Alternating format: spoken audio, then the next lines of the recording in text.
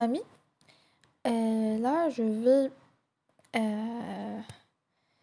on va parler sur la comparaison entre deux approches environnementales dans le cadre de la supply chain, c'est-à-dire le Green Supply Chain Management le, euh, et le Sustainable Supply Chain Management en matière de la durabilité.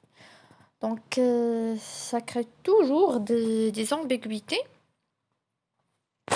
entre les deux approches. Donc voilà, on va commencer par le point suivant. Donc, il y a l'introduction, revue de la littérature, il y a la méthodologie de recherche, analyse, discussion et finalement une conclusion. Alors, d'après le Forum économique mondial, alors les activités logistiques, alors le Forum économique mondial, c'était ses résultats et délivrés en 2009, d'accord? Alors, les activités logistiques responsables de 5,5 émissions de gaz à effet de serre. Alors, pour les installations logistiques responsables de 9 à 10% des émissions de gaz à effet de serre. Et le transport routier de marchandises est responsable de 2 tiers des émissions de gaz à effet de serre dans tout le monde. Donc, à la lumière de ces constats, alors on a euh, deux approches, des innovations en matière de l'environnement. Il crée deux approches. Alors, l'approche Green Supply Chain Management et Sustainable Supply Chain Management. Donc, en général, si vous avez recherché sur l'internet, dans la littérature, bien évidemment, vous trouvez deux approches qui se répètent dans tous les bouquins. Alors voilà. Les deux approches sont dans le cadre de développement durable. Donc les questions qui se posent, c'est que quelle est la différence entre les deux approches en matière de la durabilité? Existe-t-il des principes en commun entre les deux concepts ou ils sont entièrement séparés? La troisième question, c'est que les deux approches adoptent les objectifs de développement durable de façon entière ou partielle. Donc voilà. Alors, c'est quoi d'abord la logistique? La logistique, c'est une fonction qui a pour objet la mise à disposition au moindre coût de la quantité d'un produit à l'endroit et au moment où la demande existe. C'est une définition délivrée par la SLOC, Association des logiciens d'entreprise. Et la Supply Chain Council définit la logistique comme la suite des étapes de production et distribution d'un produit, depuis les fournisseurs des fournisseurs du producteur jusqu'à client de ses clients. Et pour la gestion de la chaîne logistique, ça se caractérise par le contrôle, la planification, la coordination, études de performance, etc. Et tout cela dans le but de minimiser les coûts et assurer le niveau de service requis par le client. Alors, pour le développement durable, donc, d'après la commission Brundtland en 1987, alors, le développement durable est un type de développement qui permet de satisfaire les besoins des générations présentes sans compromettre la capacité des générations futures à répondre aux leurs. Alors, il se caractérise par les trois piliers. Alors, l'écologique, pilier économique et social. Alors, pour la dimension environnementale, il s'agit de préserver, et améliorer et valoriser l'environnement et les ressources naturelles sur le long terme en maintenant les grands équilibres écologiques, en réduisant les risques et en prévenant les impacts environnementaux. Pour la dimension sociale, il s'agit de satisfaire les besoins humains et répondre à un objectif d'équité sociale en favorisant la participation de tous les groupes sociaux sur les questions de la santé, logement, consommation, éducation, emploi, culture, etc. Et pour la dimension économique, il s'agit de développer la croissance et l'efficacité économique à travers des modes de production de consommation durable.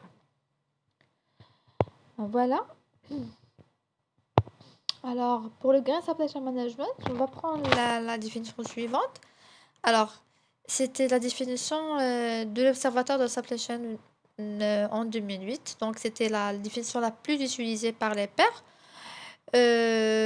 Définit la chaîne logistique la chaîne logistique verte comme une chaîne logistique visant à minimiser les empreintes écologiques d'un produit ou d'un service tout au long de son cycle de vie et concerne surtout la dimension environnementale de développement durable, en l'occurrence l'éco-conception, l'éco-sourcing, l'éco-manufacturing, l'éco-logistique et la reverse logistique.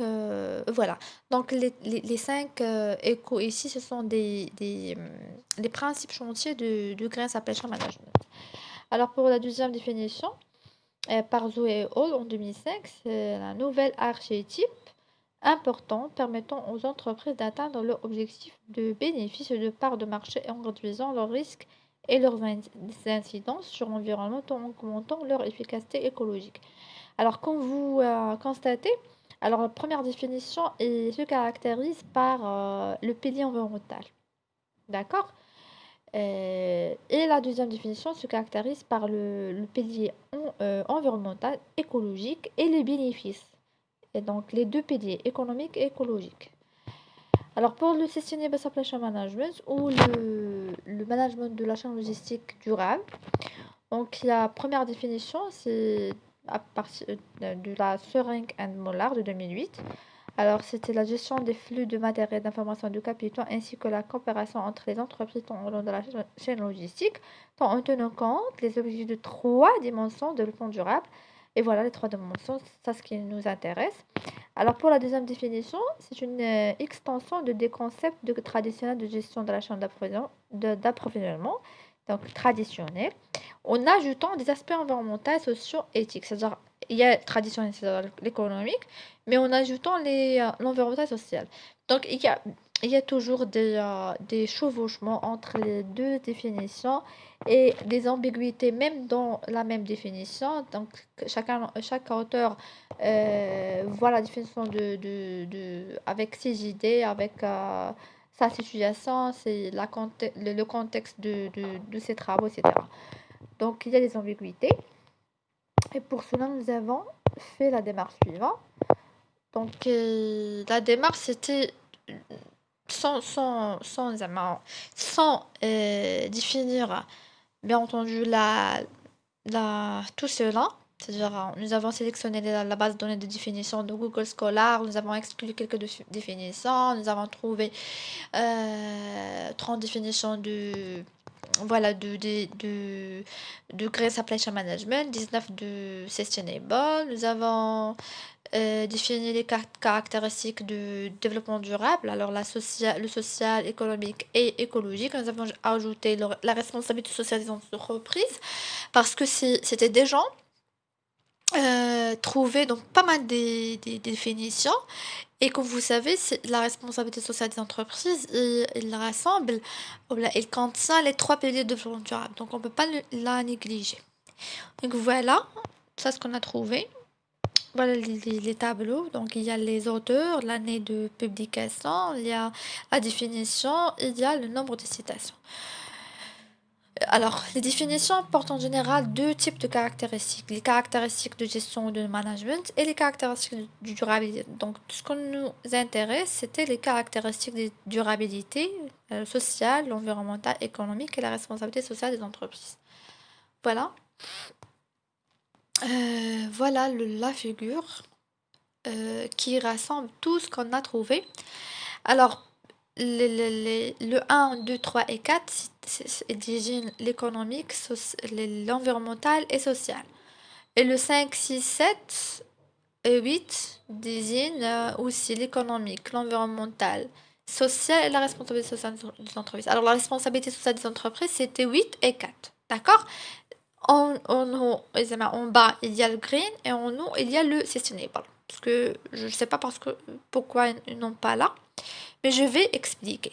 Alors, 100% des définitions, le green se base essentiellement sur le levier écologique présent dans toutes les définitions sans exception. C'est-à-dire 100% des définitions portent le pilier écologique. Définition de Green Supply Chain Management.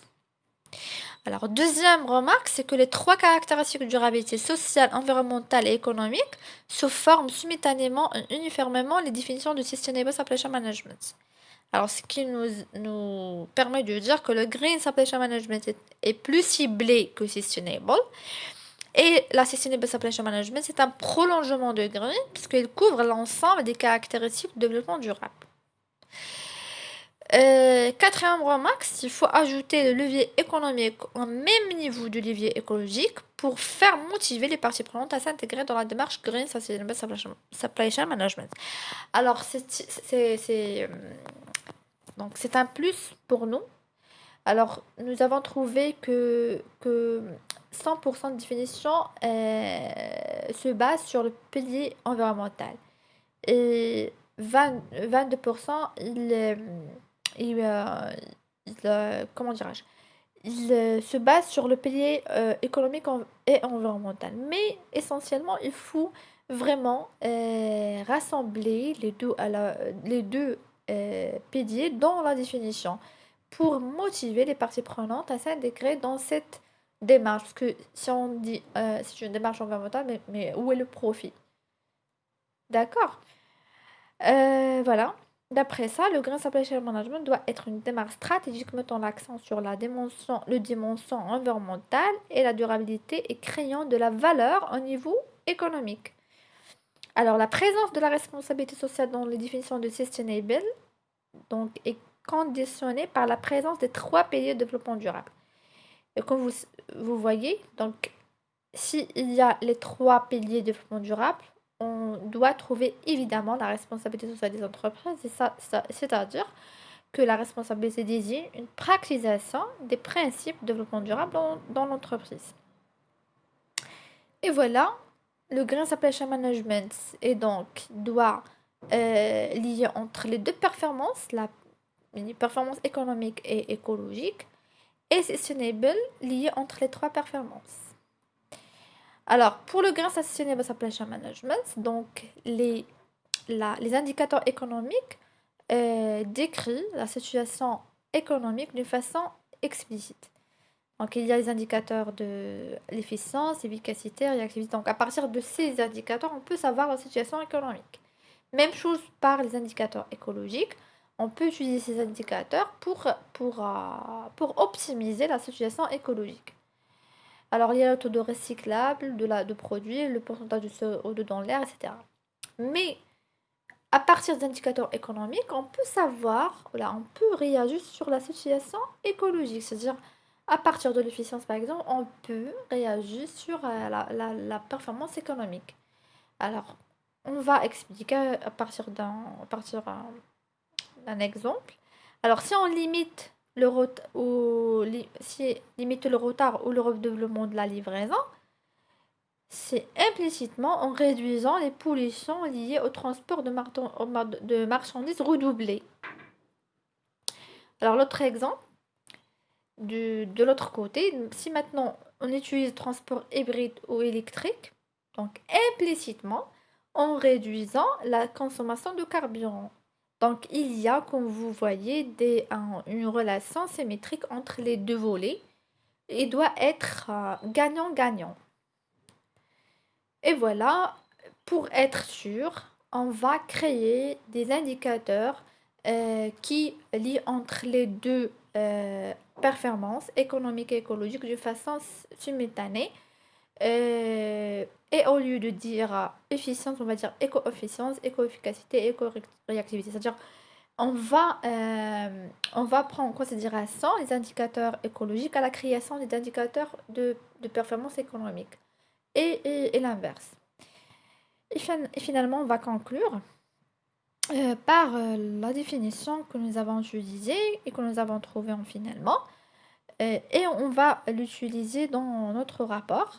Donc, c'était le Green Supply Chain Management est une chaîne logistique visant à minimiser les empreintes écologiques d'un produit ou d'un service tout au long de son cycle de vie. Il concerne le volet environnemental et économique de développement durable et toutes ces activités doivent assurer une relation symétrique gagnant-gagnant entre les deux volets. Et voilà. On va conclure. Donc, la différence entre le Green et le Sustainable Supply Chain Management en matière de la durabilité, c'est bien évidemment défini par les trois points suivants. Alors, le Green Sustainable Supply Chain Management se base sur les deux piliers écologiques et économiques de développement durable. Donc, il est plus cible en matière environnementale. Alors, le Sustainable est plus général. Il se base sur les trois piliers de développement durable et la responsabilité sociale des entreprises désigne la praxisation des principes de développement durable. Nous avons élaboré une nouvelle définition de Green et nous avons proposé des indicateurs économiques qui utilisent des paramètres écologiques et économiques simultanément. Et voilà, merci pour votre attention.